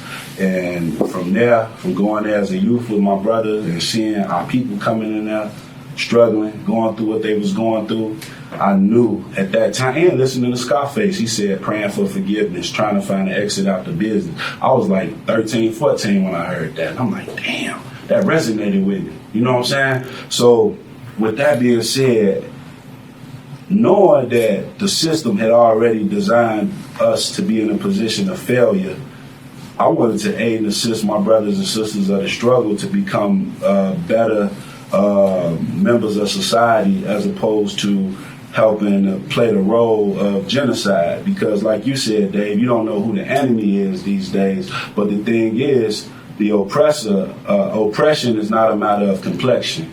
You know, like you can't say the white man. You know. Right. Anybody who's doing the work of the oppressor is the oppressor. They are an extension of it. And my thing is, I had to decide what side I wanted to stand on. You know what I'm saying? Yeah. I wanted to do what I could to uplift my people. So I was hustling. I was quiet about it. But my family, they was looking, so I had to get me a job. And I got a job because one of the guys that was over my organization and my community, he was like, they just went and got them. He named different organizations. They went and got them. Who you think they coming for next? Mm-hmm. He was like, nigga, you got to get a job and pay some taxes. Because actually, I went to him trying to get some work. Right. And he was like, nah. He was like, you got something up here. He was like, I ain't finna hit you. I found an alternative, but I did listen to him. You know what I'm saying? For the most part, I went and got me a job, and it was just crazy because the job that I got, I was working at the Park District at Owens Park on 87 and Jeffrey. Mm-hmm. So I was 18, right, working there, and at 18, I'm mentoring 12 to 14-year-olds. They was in a summer program. Mm-hmm. One of the guys who I mentored, he went on to become the head of the school district in DeSoto, Texas. He was a principal at Gwendolyn Brooks on 111. Went down there and did his thing. Young lady who I mentored is a sous chef at like Cheesecake Factory. Another dude who was an extension of my mentorship is now a state rep for the state of Illinois. So I had a brother who was pouring shit into me real young when I was living this double life, and I was pouring it into the shorties. I wasn't pouring the corrupt side into the shorties. I tried to pour the enlightenment into them. And even in doing that, telling these young men, dedication, determination, discipline. We are a reckoning power with people bound by no means beyond measures. Speaking that language, that shit I never heard in school before. Nobody never told me I was the chosen. Nobody never told me proper preparation prevents poor performance. Nobody never told me about the 6 principles of the 6 laws of the universe. Love, which is which is the force or the law in which life comes from. The only reason that we all here right now is because of love. Either your parents was in love or they love fucking each other, and it produced us. So the life came. The life is being in the midst of the mortal world. What we gonna do with this life that we have? And then from this life that we have, every day that we live, we got to strive to give the world as much as we possibly can, to give our community, our environment, our family as much as we can. And that comes to loyalty, which is a commitment to a given order of things. The given order of things is the love for our people. The love for, I don't want to see my son or my daughter hungry as hell going to school, as you said, with the same outfit on for a week. So what am I going to do about that? Then from that, you got knowledge. Knowledge is simply information. And then with this information, wisdom is how you apply this information. It's the ability to know how to apply the information that you have. And when you got those 5 things locked in, then you got understanding. And your understanding is something that it puts you on a different realm of what the average man is thinking and where the average man is able to move. And it was so crazy because the job that I had, I was working in a mall at the plaza at this store called The Lark. And I used to see guys who I might have been into it with when I was a teenager. They started coming in the store. I'm like, oh shit, I got my thumb in my locker. It worked. It was crazy. No need for it. It was crazy, but it wasn't no need for it. You know why?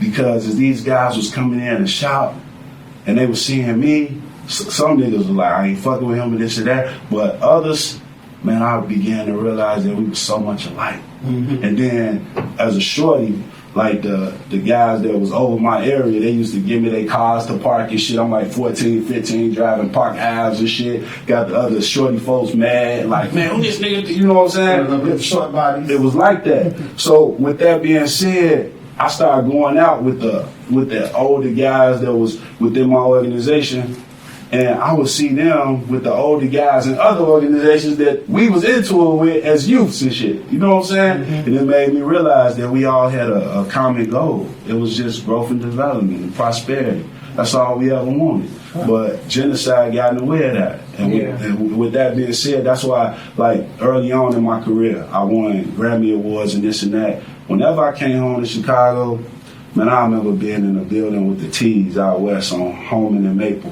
What's the Travelers? The Travelers. I remember being with the Foes on Chicago and Carlisle. I remember being in the middle of Foster Park with the Stones. I remember just moving around with all these different organizations, just trying to bring forth unity. Because genocide, that was some shit that I was tired of. You know what I'm saying? I buried a lot of my guys. They buried a lot of their guys. Where do we go from here? That's all it was. You know what I'm saying? And with that being said, even today, I know it's a lot of bodies and shit. It's a lot of murders. It's a lot of people that's no longer with us, man. But nobody wins. The only way we win is when we all in. And we got to move in a well, this is just my opinion because I can't tell people what to do.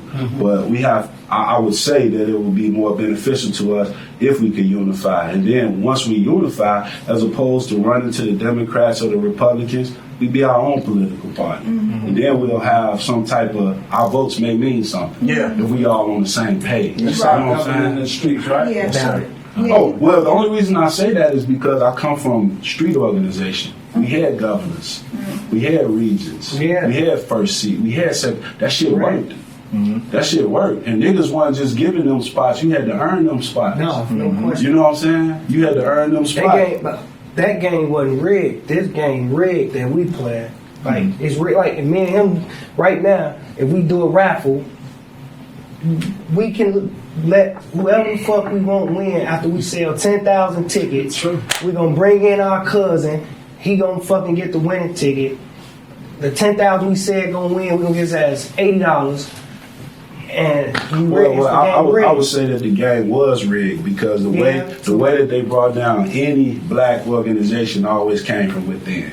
Yeah. They found somebody that they would be like, what was dude's name? The Black Panthers. He was I know exactly who you're talking about, but I don't remember the name off back. He was the big ass informant.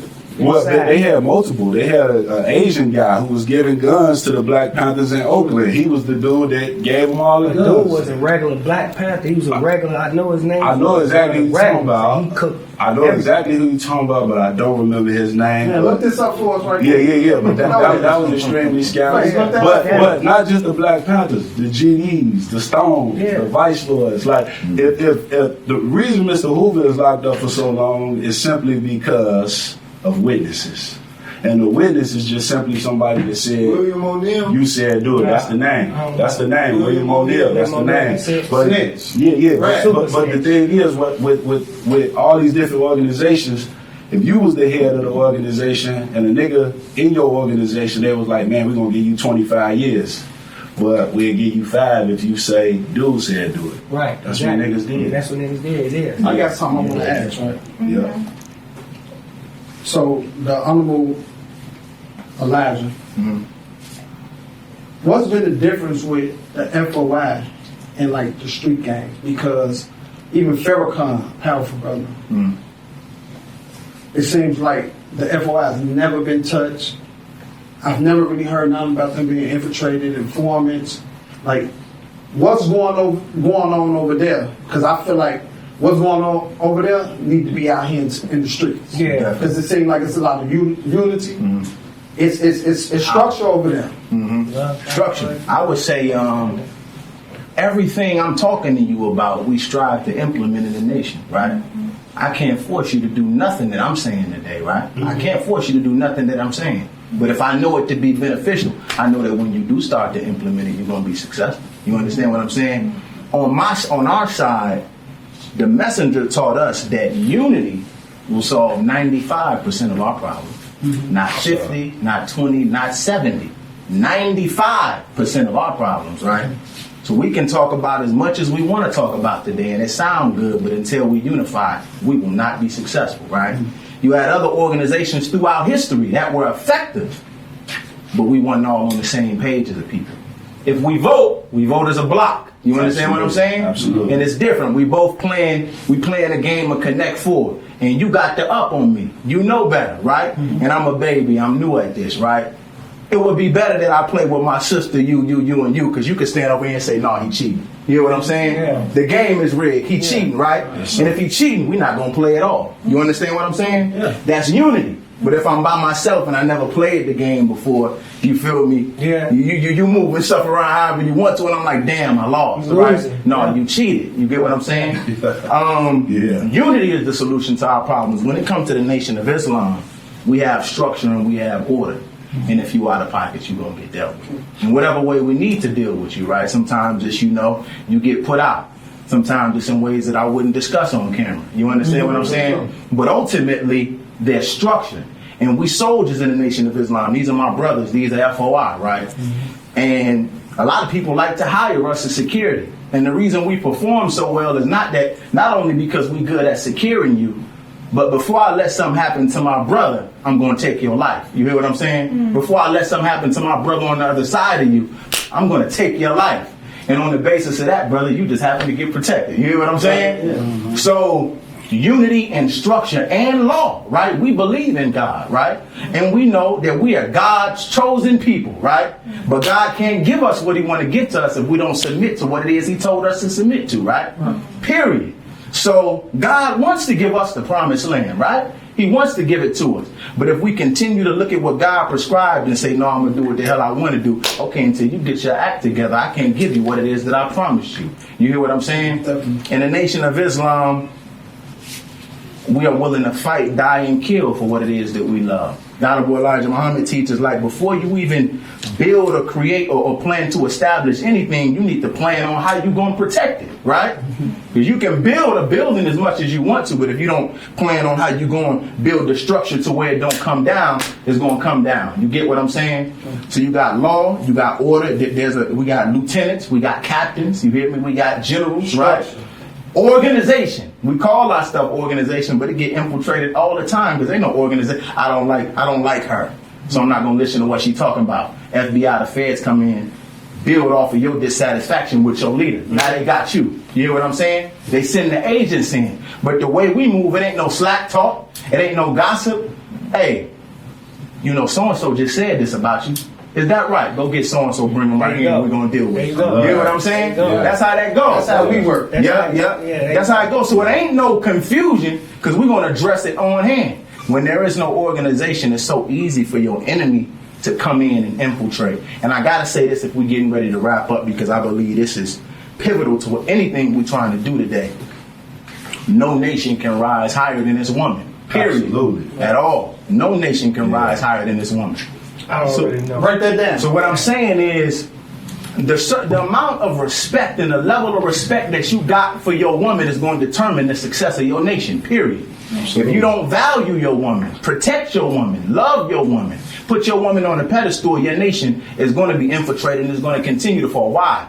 Because the nation, the woman oftentimes is the one that nurtures and rears the children, right? Correct. And the children are the future. Correct. So you already killing your future off if you're not doing your woman right. You hear what I'm saying? And we talking about, man, we men, we this, that, and the third. If your son is raised to hate you, you ain't gonna have power for so long. You know what I'm saying? Right. You ain't gonna have no rule and no authority. The women are raising the children to hate us because we've been removed from our throne as kings and leaders in our community. You hear what I'm saying? Mm-hmm. So we have to start rearing our children right, loving our women and respecting our women, and then everything that we talked about and discussed today, we can start moving out on.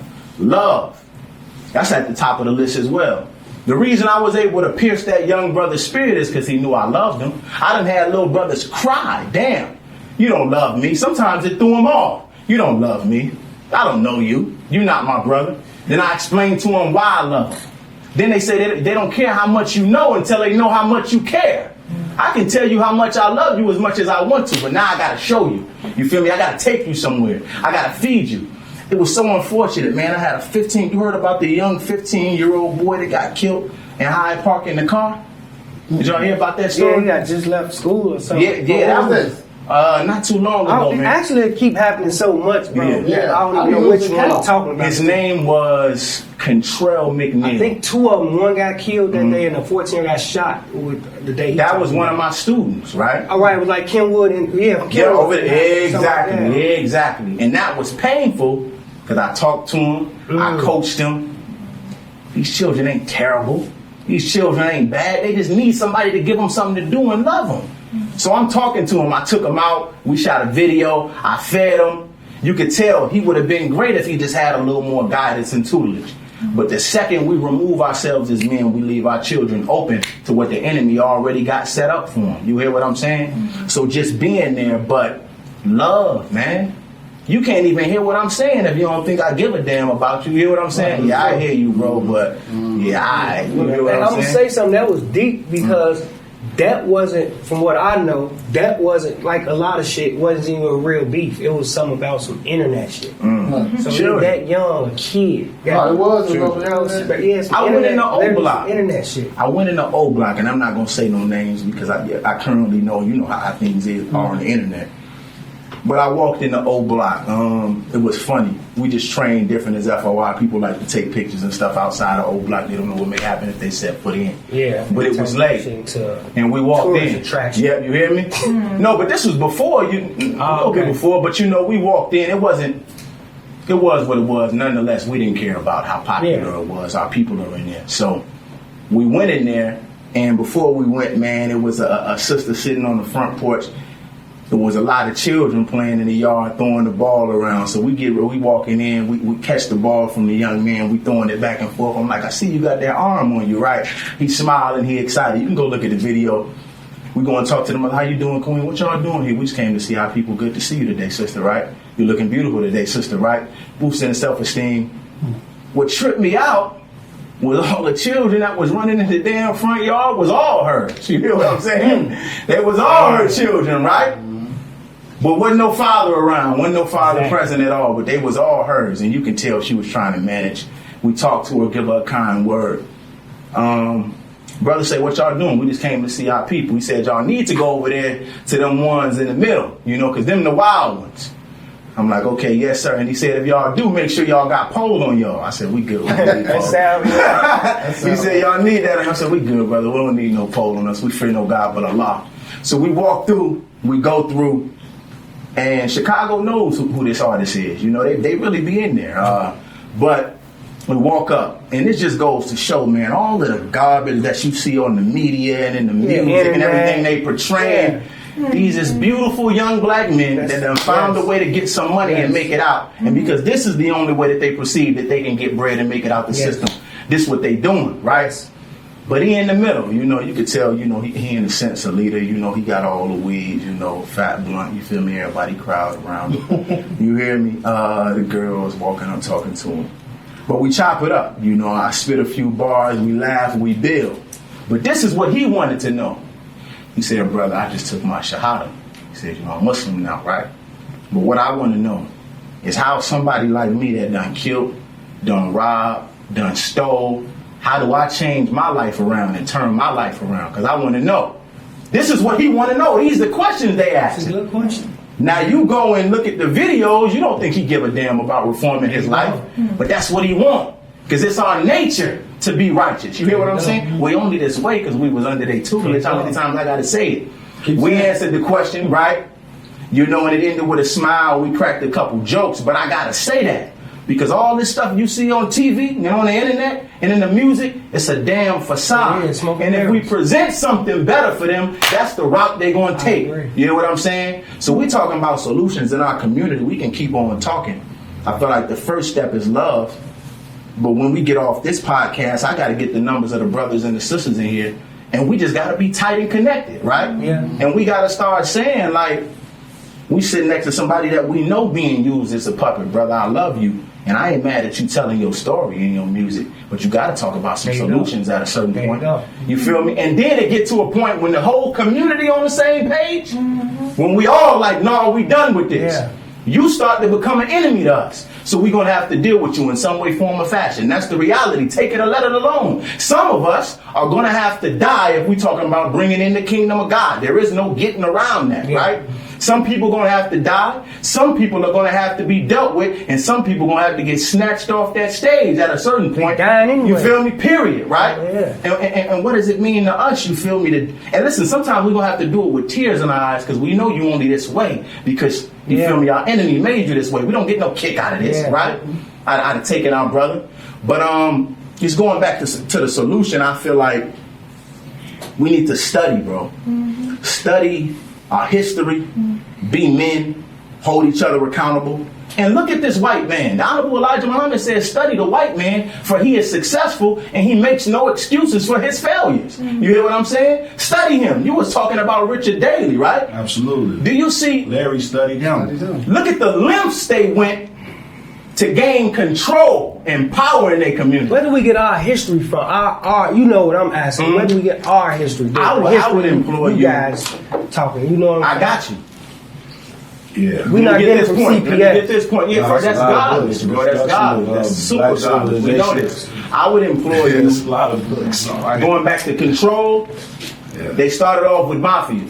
Then he recognized that it was the politics that he needed to be involved in. But ultimately, all they doing is to gain control, first over them and theirs, but they want control over the world.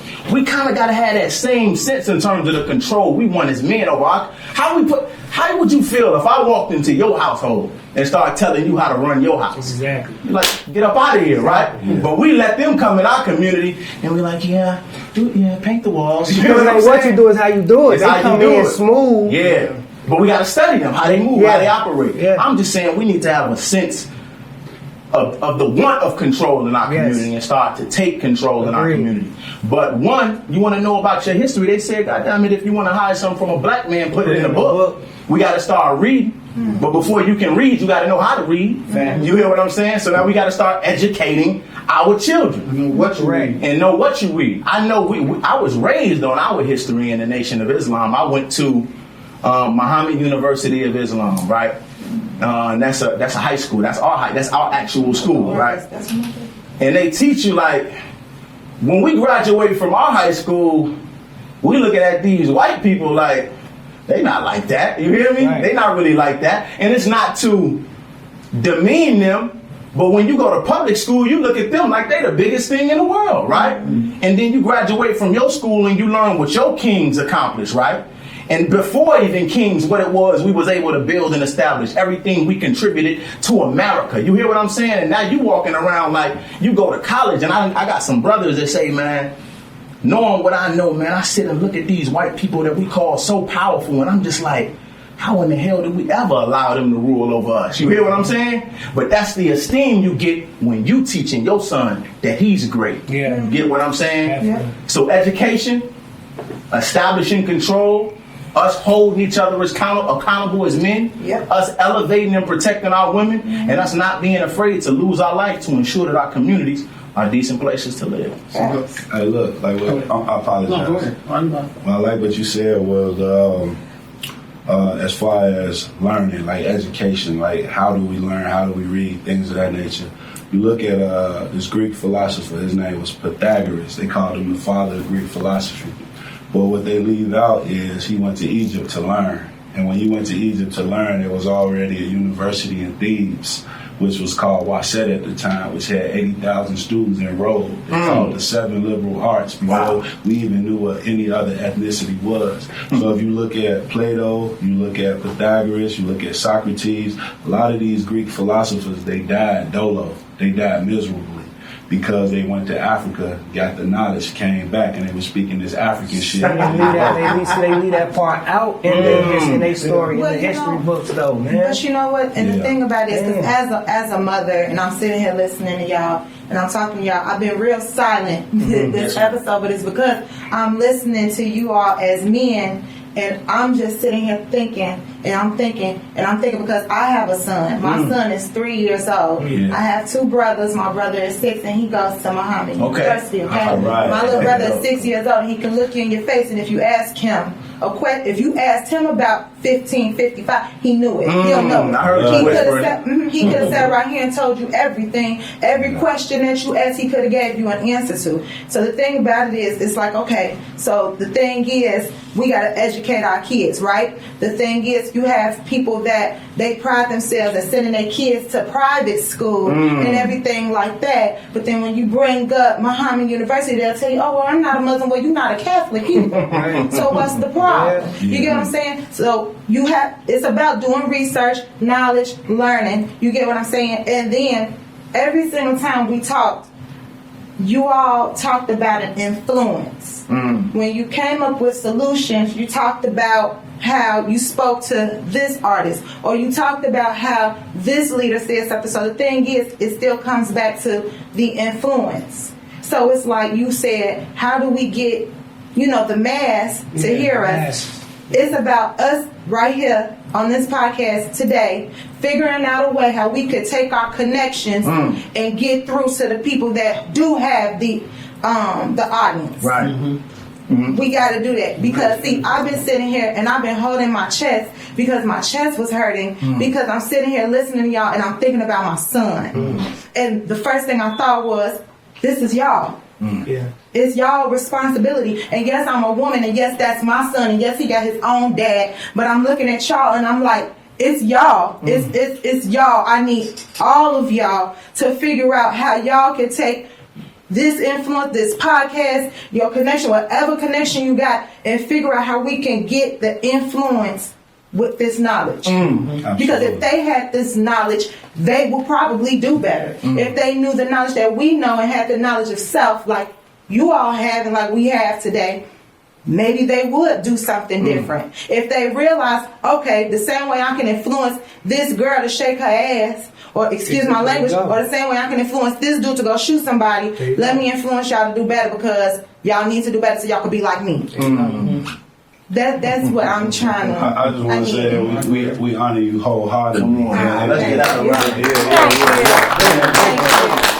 I want to say that, see, when the people are oppressed, they usually take on the ways of the oppressor. As black people or melanated or aboriginal people, we were 3 things to be a man. Manhood was to protect, provide, and procreate. But under the rule of our oppressor, he made death and destruction manhood. Like how you say, they tie the bodies up, shoot the gun in the air, the mules will run in different directions, your body split, they chopping your move off, sticking it in your mouth, and burning your body on fire. And these were the guys that was at the top of the food chain. Another thing they did was, we had a Holy Trinity way before this new Holy Trinity, man, boy, and spirit of a man. The Holy Trinity of our people was man, woman, and child. And the woman was on the top of it. Like when you see the ark, you see the womb of a woman, you see the phallus of a man, and you see the new life that comes from it. But y'all was at the top of it. We never was a patriarchal society. We were a matriarchal society. And as you said, you can tell how good a community is doing based upon the status of what the woman is doing. Correct. Because you all nurture. Like, you have the ability for a human being to live inside. It's okay. That was the white man.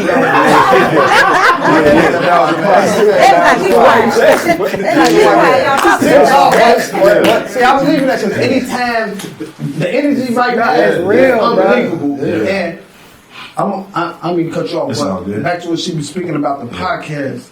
That was one of my main focus with this podcast. We're going to talk about shit that they're afraid to talk about. You know what I'm saying? Yeah. And guess what? Everybody push this platform, we can get the word out. Absolutely. You close to some powerful people, I know some powerful people, you know some powerful people. Yeah. And if we all really just start connecting, the unity that you said, we start showing each other love. Don't call me or don't hit them up when you hear about I'm dead. Who I know. Call me tomorrow. Text me tomorrow, see how we're doing. And let's see how we can start changing the community. Right. You know what I'm saying? And it's all about port. That's it. One thing I love about my favorite team, and this is team 2, Golden State Warriors. They always say it's strength and numbers. For sure. And we be forgetting that. It's strength and numbers. Absolutely. I love you. I should never walk out this door and see your face and feel afraid. Correct. Yes, sir. One day we got to get over that. Yes, sir. And it's tripped out because we can stand outside our store right here and white people walk past and get in the street. And I told myself, when have we ever jumped on you? I should be getting out your way. As much damage y'all that did to us, you clutching your purse. When the last time a black man snatched a white woman's purse? Right. Yeah. What you holding your purse for? Really, a white person can walk through our community with money in their hand and never get touched. Hey, we walking dogs on 70th and Stony right now.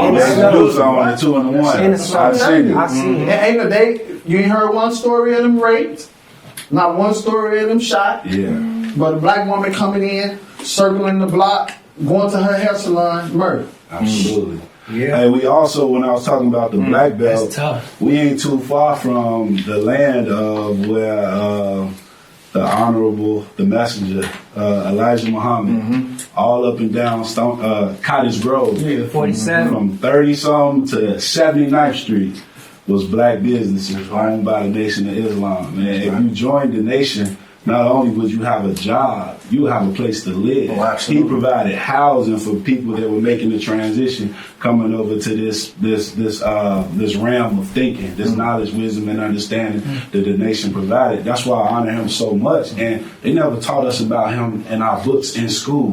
They viewed him as an enemy when this man was showing us economic, social, political, and educational ways in order for us to move forward. He was a true testament to that. So a lot of times you have brothers and sisters who speak, but they don't do the work. Like, and I want to. What you said, right? Absolutely. Yeah, and I just want to make it clear, like Diet, right down the street on 51st. The last graduating class of that school in 2014 was only 13 students. 2016, I partnered with this principal by the name of Beulah McLeod and Janice Jackson, who was the head of CPS, and we reopened Diet. It's the first open enrollment arts high school in the history of Chicago. You don't have to go to a magnet school, a charter school, or a private school. These kids, they go to that school. Right now, it's a level 1 neighborhood school. It's nationally recognized. And when the kids finish, they got a semester of college under their belt. Wow. Like, we got to do the work. We got to bring the trades back to the school systems as well. You know, we got like 52 properties, 52 schools that got shut down. You know what I'm saying? Under the rule of Rome. We're about to turn them into factories. Man, we need to turn them into something. We need these brothers to pick up these trades again, because if we can pay $1,500 and get a trade and be getting a union, that's way better than having a $60,000 student loan. Say that again, brother. Say that in the camera, brother. I went to trade school to be a welder. I didn't even go to college. I'm a welder by trade. So That's what DJ B was speaking of. Oh, yeah. Trades and stuff like that. Before we wrap up, I want to ask you something, right? Yes, sir.